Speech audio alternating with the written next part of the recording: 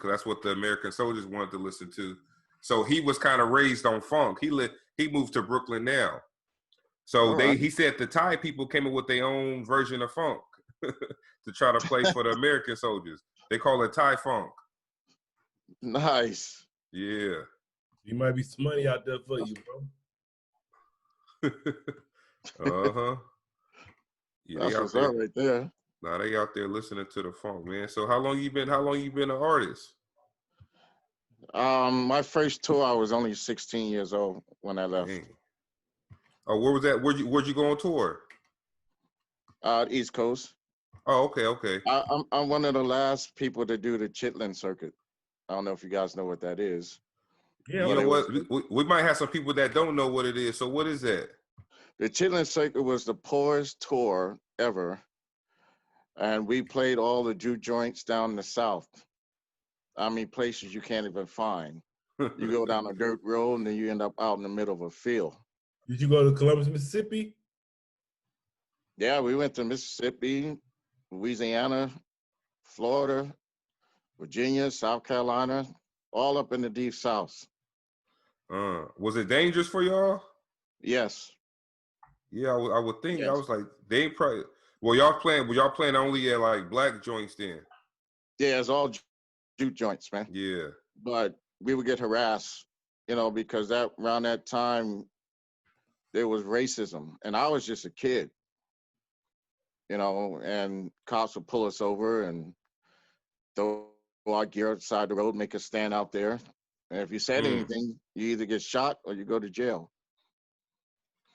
Damn. So we couldn't say anything. Right. So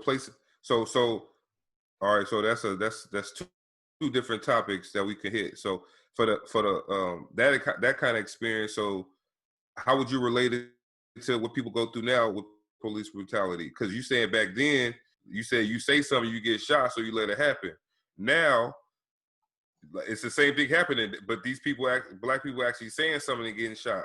So it's kind of like the same thing when you explain it that way. Because what we always say is that we always been a people that we don't want to be falsely accused of anything, right? So if you know you doing something wrong and a cop mess with you, you gonna be the nicest guy you could be, so you can try to go along with the rest of your day.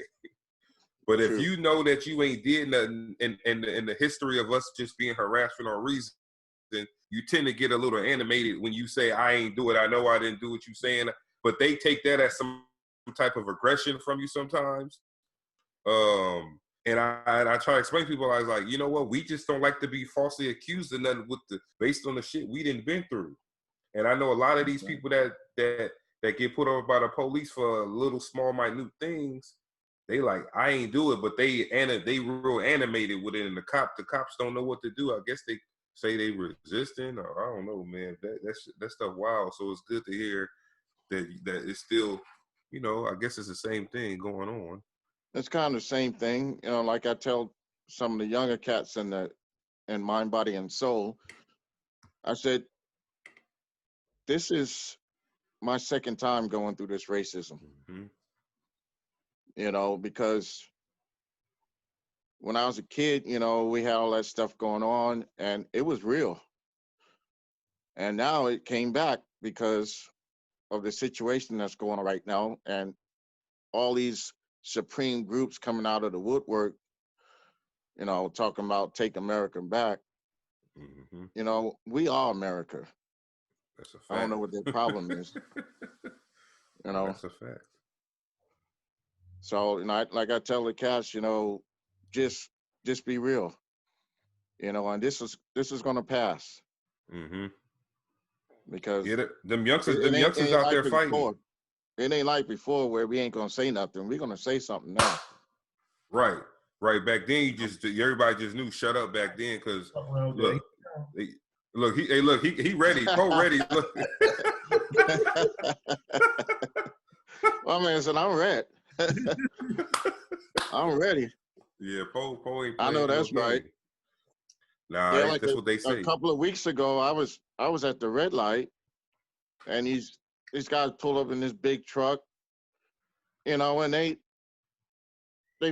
got that flag going, that Confederate flag, In California? And yeah, Oh, it's coming out everywhere, man. wow. And Wow. and they persisted to call me the N-word and a whole bunch of other stuff. And I just kind of looked at them like, you really don't want me to get out of this car. Huh. This ain't like back in the day. Look, you like, I wish you, hey, what they say, black people be on the wish factor. I wish somebody would. I wish Exactly. you would get out that truck. You know? Uh-huh. Already know how it go down. Yeah, it's getting crazy, man. Nah, you know, and like some people say, man, you know, like, I don't know, man. It's to me, it's tough because I feel like, you know, the current administration brought part of it on, but then also, well, you know what, we always have this conversation too. It's like some people think the president is racist. Me personally, I don't think he's a racist guy. I just think the people who are racist in this country think he is, so they think it's cool. Like, I wouldn't come out and put that title on the president like president is racist, but I do think the people who are racist in this country believes that he is, so they use that as they fuel to do what they do or whatever. Or it could be a thing where he ain't that way, but he play that way because he know that's his base. That's what I think. Yeah, he's like, I could play. I Yeah. gotta play to my base, even though I'm not. It's kind of like rappers though. A lot of rappers back like they gangsters and they ain't. Yep. But they got little kids out there gang banging, thinking that they gang bang. Exactly. So I mean, hey, I guess it's the hell you know is better than the hell you don't know. True that. That's what they say. Uh, So with the collective mind, body, and soul, how long you had that group, or is that your group, or you all do it collectively? No, that's my group. And Okay. well, you know, it's 8-piece band, full band. And we're kind of like Earth, Wind and Fire, Gap Band, you know, that style of funk. And we mixed a lot of different genres into the funk. You know, we have some reggae funk, some rock funk, you know, we have some hip hop funk, and we just got funk. It's organic funk because we're really playing. There ain't no samples, none of that. We hidden. And what Oh, instruments you play? Oh, go ahead, Paul. Afro funk too. What's up? You Afro funk? Oh yeah. Yeah, I've been listening. Oh yeah. Yeah. It's about the funk. I don't see. I see. You got a picture of Morris Day. How you met him? Oh man, brother Morris. One of my jobs is to do production for big concerts. So me and Morris met some years back. I did a few shows with him. I was the stage manager, and he's one good brother, man. Yeah, I was He's going a through really it. I used to be going through it, bumping that Gigolos Get Lonely too. Had my reputation. That's my shit. I know, man. Yeah, Yeah, my dad used to listen to Oak Tree all the time. The oh album, man, the Oak Tree album with the album Oak Tree on it. Yeah, that's it. That was his album. yeah. You know who else I like that I don't think they get a lot of credit like they should is Slave. Oh man, Slave is hit, man. We actually Yeah. play some of that. We play some of their songs. Who's some of your Man, 'cause that's real funk. who's some of your Yeah. favorite funk groups? Say what? Who's some of your favorite funk groups? Snapshot by Slave. No, I said who's some of your favorite groups? Favorite groups? Yeah. Earth, Wind and Fire, Okay. Gap Band, Slave. Man, you name it. Time. Oh yeah. Yep. Time. And of course, you know, Tower of Power, James Brown, Michael Jackson. I would say what you think about I think far as the new school you got seemed like Bruno Mars trying to do it and Anderson Paak. Yeah, he's doing the pop thing, you know. I respect what he's doing, man. You know, he's a good artist. He's a good artist, and I like it. Yeah, I was gonna ask you who are some of the current artists out there doing funk, like he said, I know Bruno Mars kind of like a pop funk Y'all type saying vibe. Anderson .Paak, right? Oh yeah, that's my dude, Anderson .Paak. Yeah, Doing that too a little bit. yeah, he do it too. But Anderson .Paak do a lot of different genres, but mainly as a funk vibe to it all. But yeah, I don't be seeing a lot of new funk artists out there.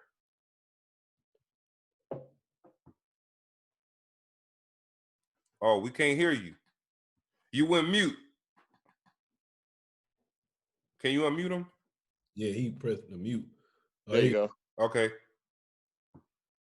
There you go. Yeah, it's not too many like straight up funk bands out there. You know, you got cats more pop or oh, come on, phone. Oh, that's probably why he's trying to get on that computer. Come on. Wait, you want to we'll send a link in the chat on here if you can see it. I got it. Okay. Yeah, somebody Yeah, called. there's not too many cats out there hitting it like we are, and like our brothers that brought the funk originally. You know, people now want to do more pop and crossover with the go-go. Oh yeah. You know, because they want to cross over to a different element. You know, which I can understand. But Right. there's a lot of people using a lot of samples and all that stuff. You know, we want to do it different. We're bringing it real. We're really playing. Right. What instruments you play?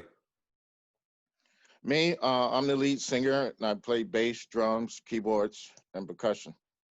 Oh, okay. So I had heard this. I heard this song. Show me what you got. Oh yeah. Yeah. I was gonna play that real quick. What's that about? Y'all That just song getting came down? about. We were actually doing a concert, an outdoor concert, and there was 4 to 5 really fine ladies right up front line. And I called them up on stage. I said, "Show me what you got," and they got down. And that night I wrote that song. Oh wow, that's dope. All right, let's go into it, man. We're gonna let the people hear. This is Show Me What You Got. This is by Mind, Body, and Soul. We got Dr. Funk here, who's the lead singer of the band. So let's get it. You living in Cali now, son to one? I currently live in the island of Kauai right now. Oh, okay. I saw the Oakland shirt. I thought you might have been in the Bay. You a Raiders fan? I'm a Niners fan. Oh, damn. Why you got the Oakland shirt on? Because they left? That's where I probably grew up, brother. That's where I probably grew up. Okay. Man, I'm an A's fan. Oh, yeah, my boy, he from 98th and D Street in Oakland, East Oakland, Deep East Oakland. Yeah. Well, I currently just moved back, man. I was living out there for the past 10 years. So okay. I had a daughter and I relocated back home. This is where my family's originally from. You know what I mean? So we're on a small little island called Kauai, and it's a blessing. And I'm blessed to be here. You know what I mean? I got tired of the mainland. I had to switch up the scene. Now, mainland, what's up with the mainland? Why you got tired of it? It's not traditional anymore, or what? Well, as far as the Bay Area, it's highly gentrified now. Yeah. The cost of living, just whatever, all the social stuff, the fires, all that kind of stuff. Over here, it's really country. You know what I mean? It's very family oriented. I don't really have to worry about my daughter playing at the beach and worrying about her and having to look over my shoulder. You know, everybody's related. Genuinely good people here.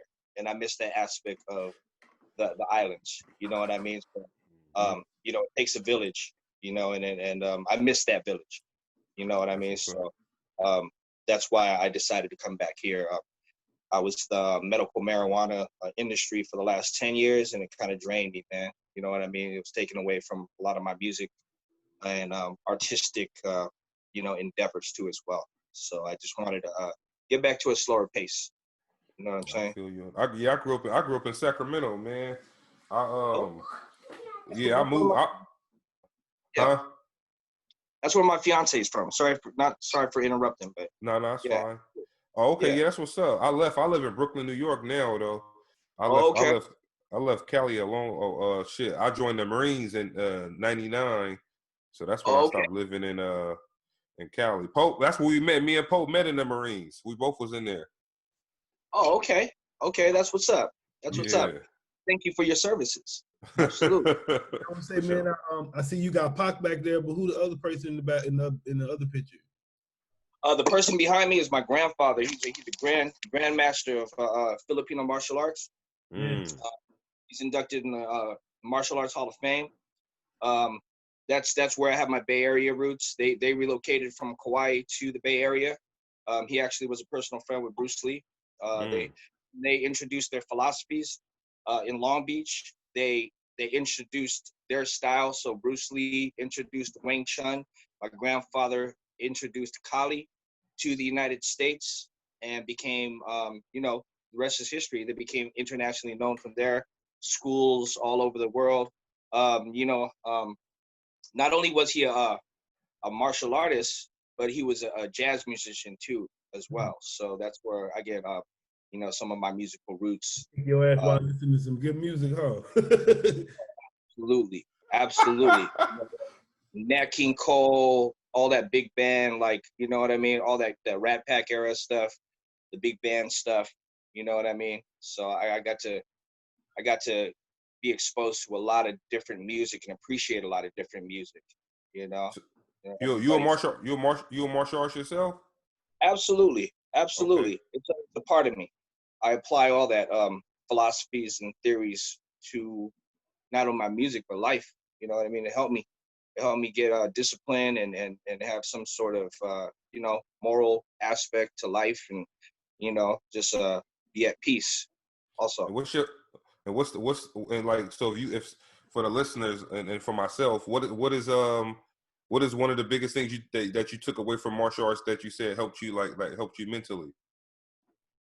as far as just like being humble, that whole situation of instead of like getting in the fight, the biggest thing is to just walk away from the whole thing. You know what I mean? It's self-control.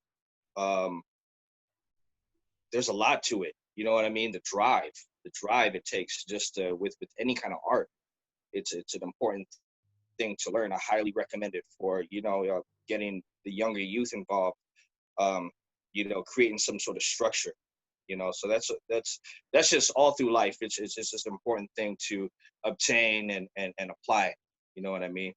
Yeah, I think that's So one of the reasons I joined the military, man. Like absolutely, structure, just the structure. Like the structure will yeah, do a lot for a person, man. Like shit. absolutely. And just it's what, like, and I hate to refer to the younger youth, but it's just like that's what the the the next generation has to grasp. A lot of the kids, there's no, like, especially with the social media, there's no repercussions to your actions of what you say, what you do. Respecting your elders, paying homage, all that kind of stuff. That's one thing I love in Hawaii. Like, when you enter, like, you come into a room, you acknowledge everybody. And All not day. only do you acknowledge everybody, you give everybody a hug. Look them in the eyes, be like, "Hey, how you doing, man?" That's a human aspect. That's something that I was yearning for when I was out in California. You know what I mean? And it's just something that Man, you ain't getting that out there. yeah, I mean, you know what I mean. You can get it down south though. You know what I Yeah, mean? So, true story. We had a dude on here from Cali. He a yeah, rapper living in San Diego. Everybody, just Cali is on some who the fuck you looking at type. Like, damn, man, I'm just walking in the store, bro. Like, he said yeah, he was in Texas, and he was like, he said he walked in the store, and the dudes was looking at him. right. So automatically Cali kicked in. He's like, yo, what's up? They're like, nah, bro, we just want to say what's up to you, man. Like, hey, he said he was so shocked. Yeah, yeah.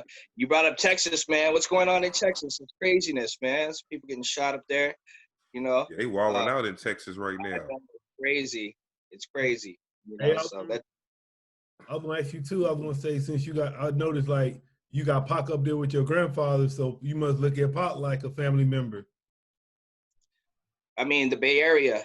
You know what I Yeah. mean? And it's kind of weird because I was actually in the Bay Area when he had got shot. and I was out on a family trip. I already was living in Hawaii already, but you know it's a weird thing. I didn't really appreciate him until he passed. I didn't know his background and how deep his roots were and how much of an activist he was, you know, and the power behind who he was connected to Batulu, to his mother, you know, powerful people. You know, I wish he was still around. It would be interesting, you know what I mean, to see what kind of impact he would have put forth if he was still around. You know what I mean? He would have that shit locked down if he was still here, man. That's what I feel. I just told the last guest, I was like, shit, if Pac was still here, man, he'll be in the same regard as, like, you know, like we was talking about Ice Cube, how he transitioned from a artist, a rapper, to like a big time mogul type dude, or something like that. Absolutely. You know, don't you feel that it's funny that, like, the people that try to bring people together are the ones that we lose? You know what I mean? And that's a frustrating thing, because hey, they kill all our superheroes, man. Them our superheroes, they be taken away from us. like, you know what I mean? Like, it's a lack of, you know what I mean? It's just like, you know, the Muhammad Ali's and you know, those people that spoke against the injustice and whatnot. Though, man, we had Nipsey. You know what I mean? And rest in peace to him, and God bless his family. We need more people to step up. It's a big reason why I kind of came back to Hawaii too, because I would like to be putting myself in that type of position to not only be a cornerstone but be a pillar. You know what I mean? And then that's an important thing. That's why I do take some time out, go out to juvenile halls, speak to kids, go out to my old high school, speak to the kids, just about pursuing your dreams. You know what I mean? Pursuing your dreams, whatever you are, or you believe in, and what you want to do in life, just do your 100% towards that. You could obtain it, you know. But not everybody could be a rapper. You know what I mean? Not everybody could be an athlete. You know what I mean? You got to be realistic. You know, so I just try to put forth those type of words for the kids.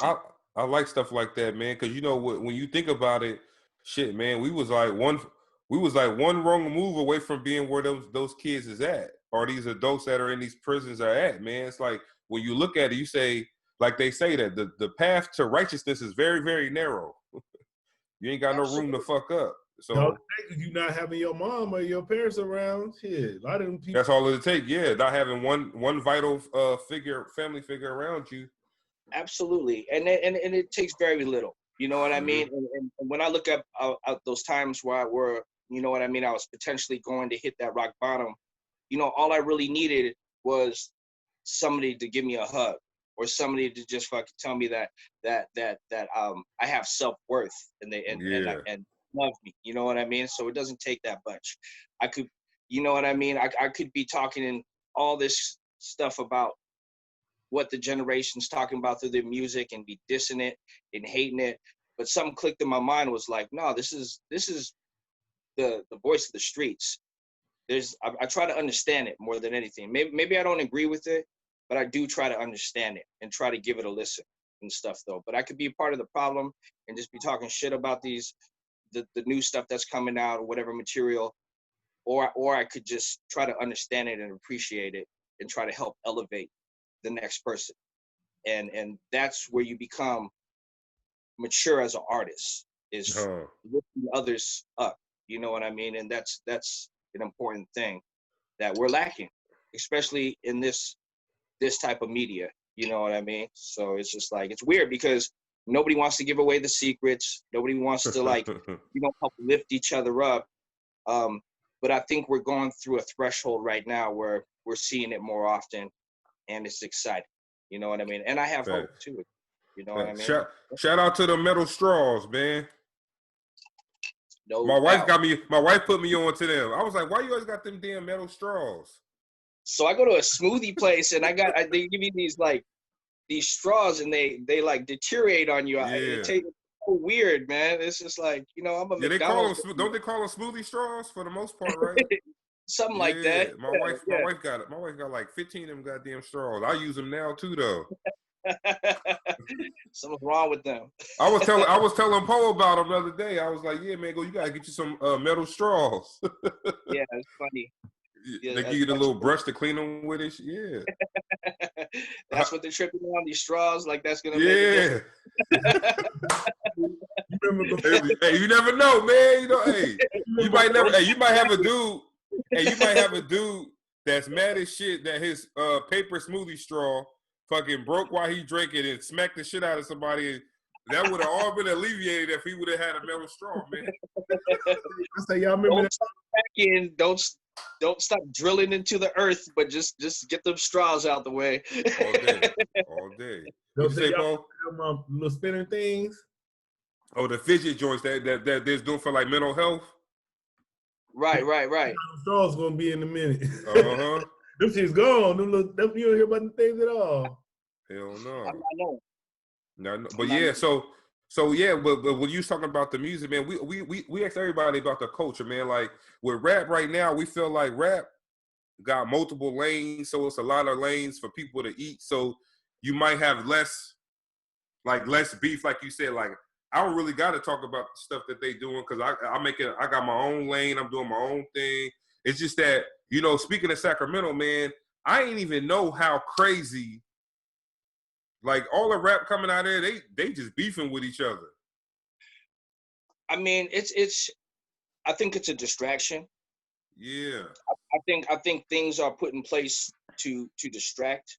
Um, the whole saying, "Believe none of what you hear and only half of what you see." Right. I take everything with a grain of salt. Um, and it's funny. And then I heard this the other day. I think it's time, as far as the elders, is that like not necessarily we need to check these cats, but we need to check their credibility. You say you're hip hop, okay, you know what I mean? Explain yourself, Right. alliterate, you know what I mean? So I think it's more of that. I think that it's always been that, but I think even more now because we have social media, you know, just holding other artists accountable. If you say you're going to be hip hop, okay, what did you do for the culture? What are you doing for your community? You know what I mean? So it's just like, I think that is what we need to focus on more as elders. You know what I mean? Right.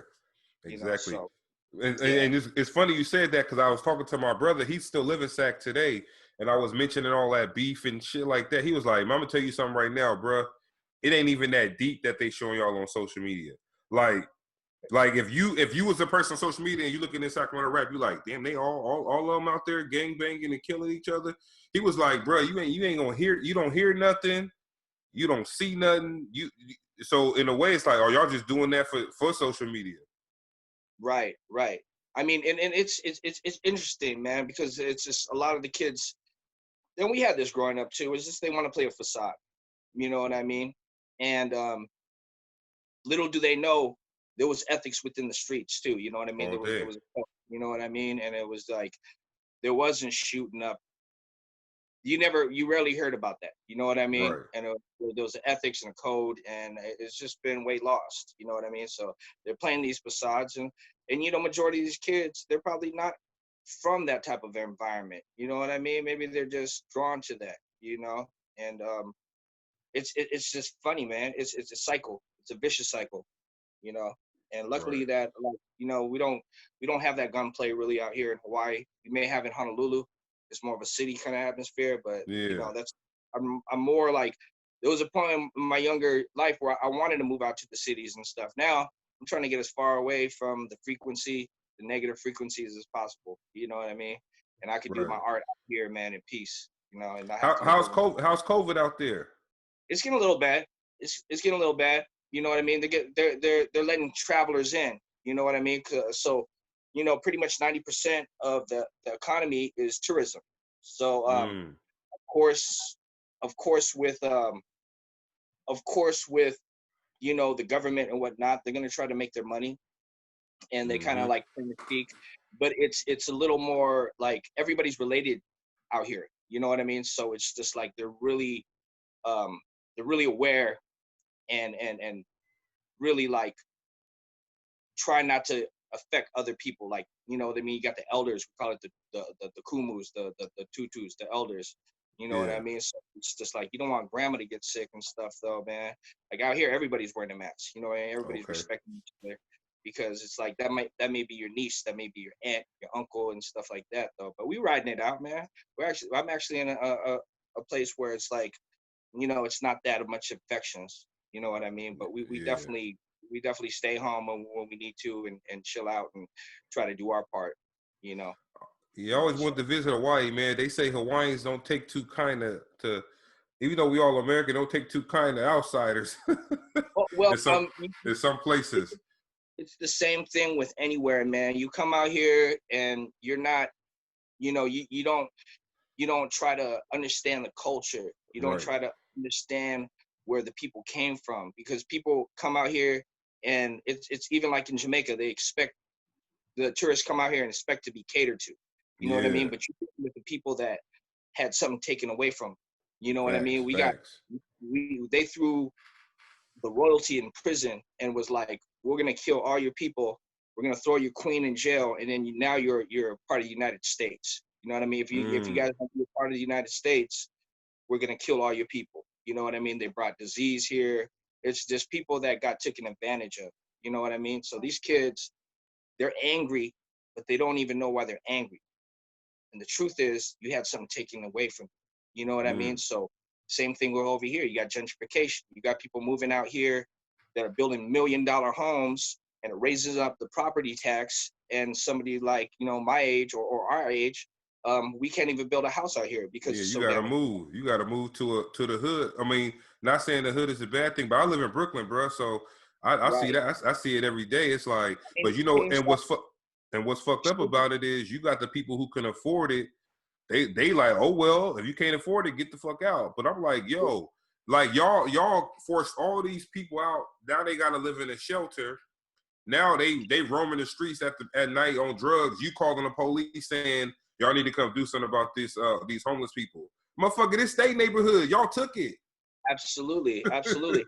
How you And I gonna heard excuse me, I heard it's similar to Oakland, because like, you know, they built a new stadium over there, the Brooklyn Nets, and I heard it's changed a Yeah, lot that shit out there. wild, boy, over there by the Nets stadium over there, man. You gonna spend about shit. They got some apartments they put up right behind the Barclay Center. Them shit's like, I think you pay most you pay is like $5,000 for a 2-bedroom rent. That's ridiculous. That's ridiculous. And Yeah. then they all like, yeah, we got the money, oh well. But I'm like, shit, man, you wonder why so much violence out here, bro? If this my thing. Like even with prison, even with putting a lot of people in prison, my little brother locked up. I'm like, look, if y'all want him to be rehabilitated, you can't leave him with the same motherfuckers he was with when he was on the street. Like, Yeah. especially if you in there for a nonviolent crime, if you send somebody in jail 10 years for a nonviolent crime, in that 10 years they gonna do some violence while they locked up. Absolutely. So how you rehabilitating this person who's a nonviolent offender? When you look at people like, you know, what is that? They just had a documentary, Khalif, the dude Khalif that. Browder, yeah. Absolutely. So that's a prime example right there. It's a prime example. And they do that out here too as well. You know what I mean? We have a bad, like, there's an opioid epidemic. There's you know, methamphetamines out here that are ruining the community. You know, there's not a lot of opportunity as far as like jobs. You know what I mean? So it's hella expensive out here as well. But I mean, it all evens out because you get the peace of mind and stuff though. But I think you cannot run away from it anywhere you go right now, because everywhere is going like that. You know what I mean? A lot of my people that were living in California, there's a big exodus that people are leaving California and stuff. You know what I mean? Because it's getting too crazy. Yeah, You Cole know? gonna go to Mississippi, huh? Yeah, I mean, I want to say that No. a lot of the cities lost their luster. You know what I mean? I mean, it's just like the old days of like record stores and you know what I mean, the mom and pop shops. I love that aspect of the city. Like, you know what I mean? Now you got Starbucks. You know what I mean? It's like, what the hell? Like coffee shops on every corner. You know what I mean? So Exactly. So how long you been rapping? I've been rapping since I want to say 2000. Since like 90. Really rapping.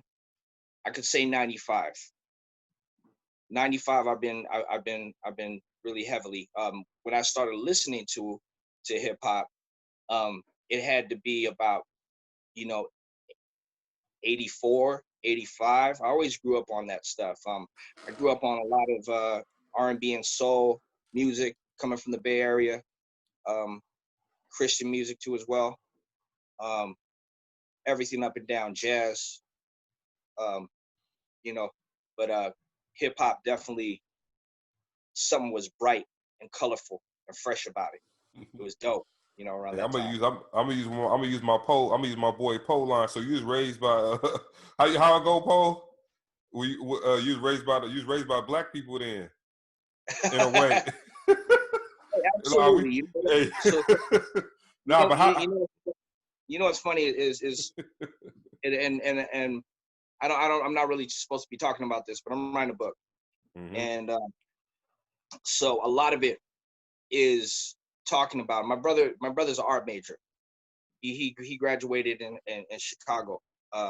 So we were talking about this, and he was like, "It's not a coincidence that you gravitated to hip hop, because I'm Asian, Polynesian, coming from the islands.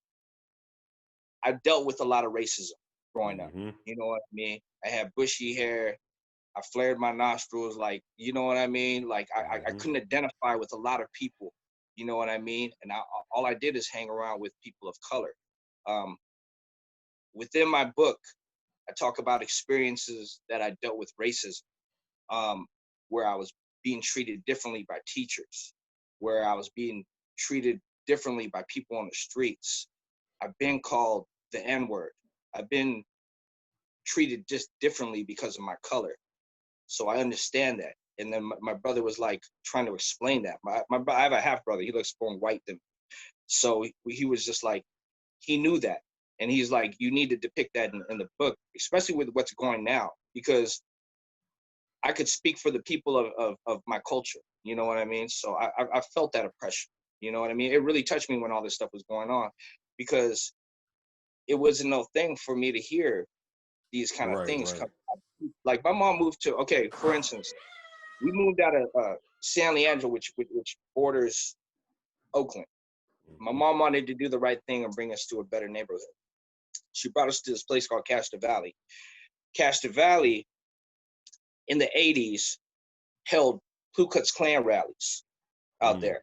So I was literally like one of the only kids of my ethnicity. And, every other day I would hear something racist coming up, walking home from school, you know what I mean? Being treated different in the store, being treated different in the schools. I have numerous stories of that. So I felt that oppression, you know what I mean? And I could explain firsthand. Yeah, absolutely. You know what I mean? And my family's so diverse. I have, half African-American, Filipino. We call them Blasians. I heard that before too. Yes. I heard if they got a little white in them, they call Asians. Yeah. Well, if you go to San Diego, there's a lot of military people that have. That's where Poe at. Yeah.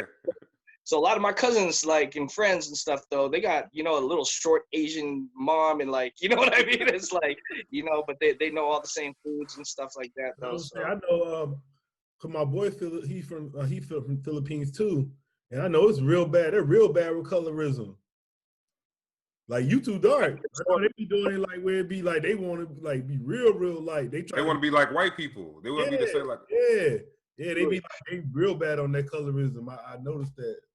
So I did some research, and I wish I had his name, but he was a lieutenant in the World Wars, and he fought for the African American platoon. So when they went out to the Philippines in the World Wars, they deflected, or what do you call that when you leave your platoon? They like deserter. They left their platoon fighting for the United States because they're murdering all the Filipinos, and they revolted against the American army and fought with the Filipinos. A lot of them to this day have like lineage from that. You know what I mean? And it's it's really heavy. You know what I mean? As far as even like with the Black Panthers too, as well. I didn't know that a lot of the Filipinos teamed up with Black Panthers, Huey P. and whatnot, and fought against that whole movement too as well. So it's not a coincidence, and it's a similar struggle with even with the Asian and Polynesian communities out in California. You know what I mean? Everywhere in the United States though as well. Maybe not as brutal, but similar kind of things that we've been dealing with here. Yeah, growing up in Sacramento, man, shit, you had to make sure you had a Hawaiian homie, a Tongan homie. Shit, Right. you had a Hmong because it's a big Hmong community in Sac. Right. So you had a yeah. Hmong homie or whatever. So Yeah. because it's like what you say, at the end of the day, man, they're gonna classify all of us as black or minority anyway. So we all just came together. And we didn't even know it at the time. No, we coming together because we against that type of shit, against that type of oppression, like Right. Like, man, and that's why I didn't face a lot of racism in Sacramento because it was like shit. The white people that was in Sacramento where I lived, they was sometimes poorer than we was. Shit. So they wasn't in no position. They wasn't in no position to be racist to us because, for one, look, I got my mom and dad in the house. They making good money. Y'all ain't got shit, and they knew what it was. So in that case, they tend to hang with the minorities too. Absolutely. I mean, and that's the whole plan. You know what I mean? Is it's obsolete. Is the color area right now? It's either rich or poor. You know what I mean? And that's basically their whole plan. And that's. I mean, it's funny. Chappelle was just talking about it too. Hey, you know what I mean? And stuff like, you know what I mean? How's it feel? Like, you know what I mean? It's a trip. Hey, he said that. He said that's what he did on the Saturday Night Live joint, right? Exactly. I mean, and that's the damn truth right there. You know what I mean? I mean, he said that same shit on the Netflix joint. He said he was in Ohio when they was voting in 2016. He was like, all these white people lined up in droves to vote for Trump, and he said, I looked at them in their cold, smeared faces, and was like, shit, he more for me than he is for y'all motherfuckers, man. Like, I'm a rich black man in America. He more for me than he for y'all. Absolutely. Y'all stupid. Y'all idiots. Absolutely. But they not gonna listen to him, so they stayed in line and voted for him. But yeah, he be spitting facts, man. Yeah, he does. And anybody that researched this from years ahead, I mean, this shouldn't be surprising. You know what I mean? And like, thank God, like when I was younger, I was given a book called, and it's funny because Busta Rhymes was just talking about this. It was a book called by John Todd, Behold a Pale Horse. And Behold a Pale Horse talks about all this stuff, about the wars, the secret wars and whatnot and stuff though. But like, we educated ourselves at a young age about this. I mean, a lot of rappers were talking about this. So, I was telling my fiance, I was like, nothing really surprises me now. I do hope for change and peace and hope, but nothing really should surprise you. And, be careful with what you're hearing because there's so much information out there right now. You don't know really what to believe. You know what I mean? So you really got to be keen and do your research on the true facts of what's really going on. The end game. Man. Somebody told me today James Harden got traded to the Nets. I'm like, what? I said, man, I'm looking on ESPN. I can't find it nowhere. He's like, nah, bro. He sent me a link to some other site. That shit was false though. Chris Paul got traded. Chris Paul's going to the Sun. Yeah, they gonna be nice. They gonna be nice, man. I'm a Warriors fan, so we got Wiseman, and I really feel it's a good addition. That was a smart move. LaMelo, he wouldn't have been a good fit. You know what I mean? So, I think Wiseman's a good big man. And as far as Clay got hurt today too. Yeah, what happened? Well, it was his left Achilles originally, and then so his right leg got injured. They won't even release it yet of how bad he's injured. But I'm super bummed about that. I'm pray for Clay. They catching all the bad breaks, man, because they ain't give Mark Jackson no love. Yeah. I said, man, y'all can't put that boy in there and make it like he was a great white hope, man. Mark Jackson built that whole mentality of that damn team. Same thing they doing in Brooklyn with Steve Nash, man. It wasn't his fault. Fucking Curry ankles weren't standing up. You remember Curry? His ankles kept breaking. Curry couldn't do nothing back when he had Mark Jackson was in there.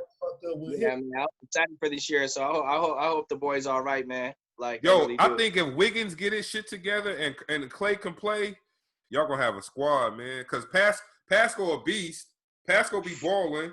Then y'all gonna have Wiseman. So y'all starting five could be Pascal, Wiseman, Steph, Clay, and Wiggins. Wait, Draymond got to start though. Damn. Yeah, Draymond too. Yeah, we forget about that. Draymond got to start. You know I mean, definitely playoffs. If we pull it together, they could work it as a unit, and Steve Kerr could pull them together. Like I see why not. You know what I mean? They got a good chance. Yeah, Steve Kerr earned his bones now, but I did give him shit when they won that first one. Like, bro, you just sat on the sideline. And when they had KD, he didn't really have to coach much either with KD on the team, man. It's like not really, man, but he's got he orchestrates beautiful basketball, and that's what I like about him, man. He really does. Yeah. How'd you feel when KD left? I felt like it was inevitable. I always knew it was a short segment. You know what I mean? I know he wanted Endeavor. I mean, he wants to be the star, man. Like, yeah, I mean, KD got the microwave ring real quick and left. yeah, but I mean, he's got a relationship with Jay-Z and stuff though, so of course he's gonna get pulled in out there though. But you know, hopefully he come back strong. I'm just still a fan of him. You know what I mean? Yeah, Absolutely. we say that's how rap is nowadays. Microwave, man, I got to get this hit out, get the next one ready. But they don't know the essence, man. Shit, don't the motherfuckers know we still listen to the Chronic album over 20-something years later? Absolutely, yeah. I mean, and that's the vibration that I've always, turned to. You know what I mean? There's a lot of times where during the day, I'm not even listening to hip hop. I'm listening to whatever makes me feel good. You know what I mean? Keeps my vibration up. You know, it may be reggae, it may be early '90s hip hop. I mean R&B, excuse me.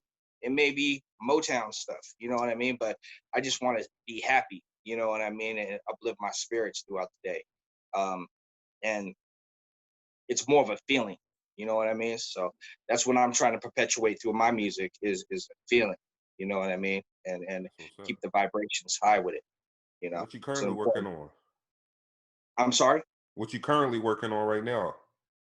I'm dropping my album December 20th. Self-entitled Son the One. You'll be able to find that on Spotify and iTunes. I have 2 singles out that are on iTunes and Spotify. The first song I dropped is Garden Island Riders. You can find that on Slaps playlist, Spotify, as well as iTunes, Tidal, all of that. My second single I dropped is There Can Be, featuring Lacey Redhead.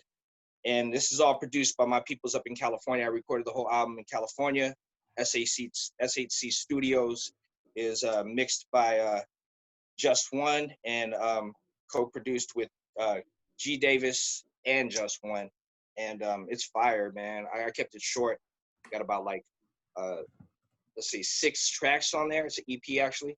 And yeah, it's been a long time coming, but I'm excited to be dropping that.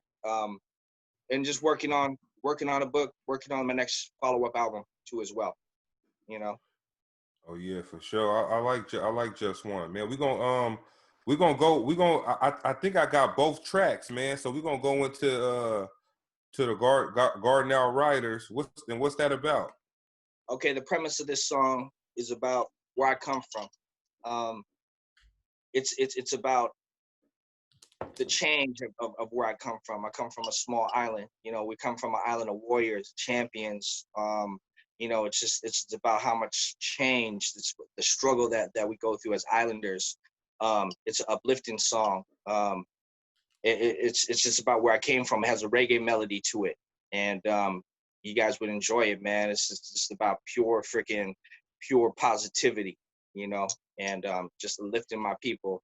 And it's important for me to come out with this song because this is where I come from. You know what I mean? So it represents where I come from, the struggle that I came from, and you know, just persevering is basically the word to this song. It's about overcoming and persevering all obstacles. All right, let's go into it, man. Let's go into it. Absolutely. And produced by Just One, G Davis. Shouts out to them. SAC Studios up in Southern Palm.